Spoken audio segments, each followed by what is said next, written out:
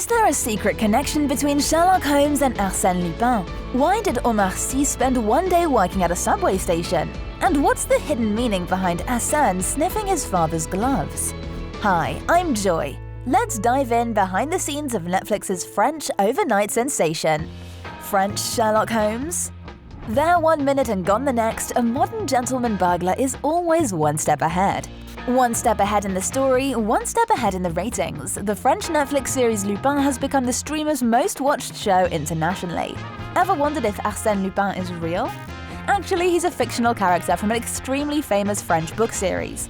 Arsene Lupin is a set of books. It's something that people love. The kind of gentleman burglar who is a charismatic thief. In the beginning of the 20th century, French author Maurice Leblanc decided to create a new charismatic burglar character as a response to the popularity of Arthur Conan Doyle's Sherlock Holmes. And he succeeded. After Lupin's first appearance in the French magazine Je sais tout, he quickly became so popular that Leblanc penned 17 more Lupin books. Arsène Lupin is a very famous French hero. You read Lupin at school like you would read Victor Hugo in France.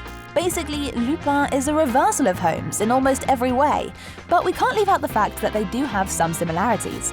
They're both incredibly intelligent and share an affinity for disguises.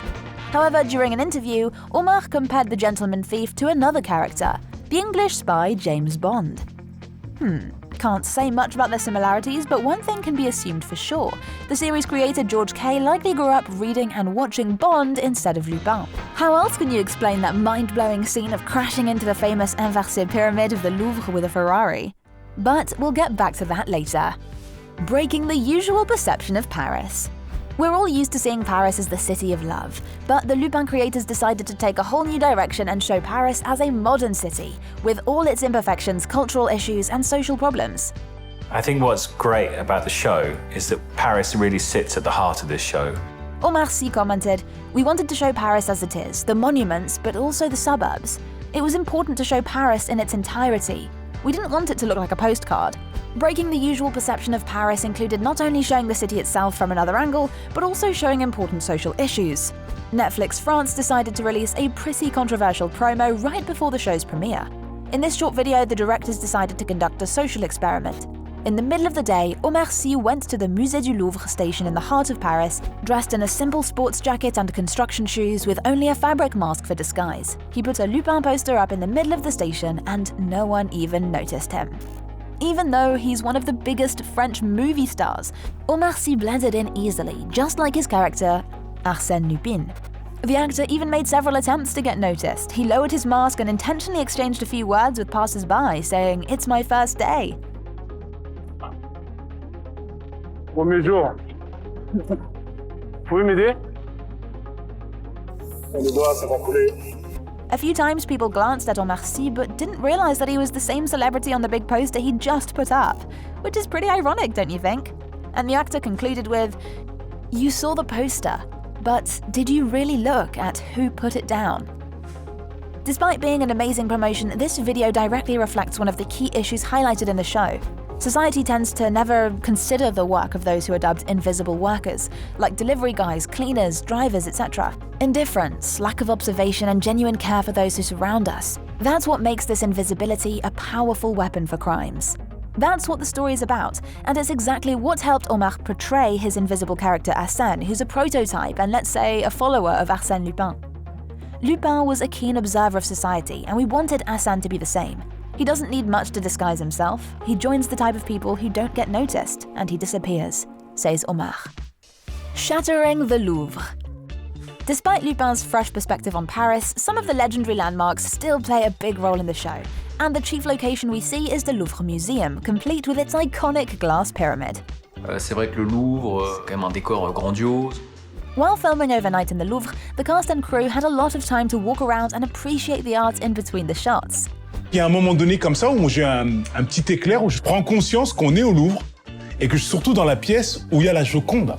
While it may be the most recent production to use the Louvre as a location, Netflix's Lupin is far from the only project to have filmed there. According to IMDb, almost 90 film and TV productions have filmed at the Louvre Museum, including Wonder Woman, National Lampoon's European Vacation, and The Da Vinci Code. But remember, the Lupin team is always one step ahead. Tourner sous la pyramide, c'est quelque chose d'assez unique et d'assez extraordinaire. So, what was really extraordinary? Crashing the pyramid with a Ferrari? I bet you remember this scene. Well, of course, the team didn't actually crash a car through the museum's skylight, but on screen it looked badass.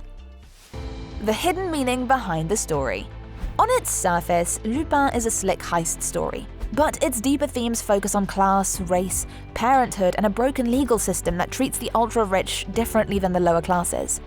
The key issues that the series brings to the table, however, isn't a part of Leblanc's original work. Arsene is a Senegalese immigrant, and his race plays a large part in the story. You must have noticed numerous racist utterances and condemning glances. The production team attempts to emphasize the problem of European racist attitudes towards people of color. This is showcased when Assane is able to switch places with a black prisoner without security batting an eye. When he enters the school and his classmates make no effort to disguise their surprise at a black classmate. And of course, when Assane bids millions to buy the Queen's necklace, he's looked upon with suspicion by the attendees. C'est vrai ce qu'on dit sur les blagues? Quoi? Qu'est-ce que tu racontes là? Paraît qu'ils savent pas nager. Je sais nager. Lupin also deftly addresses the issues of parenthood. You must have noticed a heartbreaking detail, Assane smelling and holding onto his father's work gloves. This act in fact has a hidden meaning. It directly shows how class divides and hard work can get in the way of quality family time. In some ways, the directors wanted to show that one of a child's key memories about a parent should not only be attached to their job.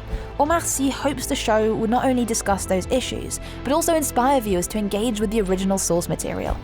I hope it will maybe invite people to read more, he says. Sometimes reading can change your life. To be continued. However, do you know what the best part about having a favorite show is? Correct, knowing that new episodes are coming soon. And Lupin does not disappoint. The closing credits for Lupin confirm that another part is coming. Turns out what we've seen was a split season premiere of 10 episodes that have already been filmed. Fans are anxious for details about the fate of the gentleman thief. The Lupin Part 1 finale includes plenty of drama, ending with the officer tracking down Diop and arresting him as Arsène Lupin. It seems likely that the two will team up to rescue Diop's son. What do you think about this theory? Would two opposite sides of the law unite for the greater good? Let us know in the comments.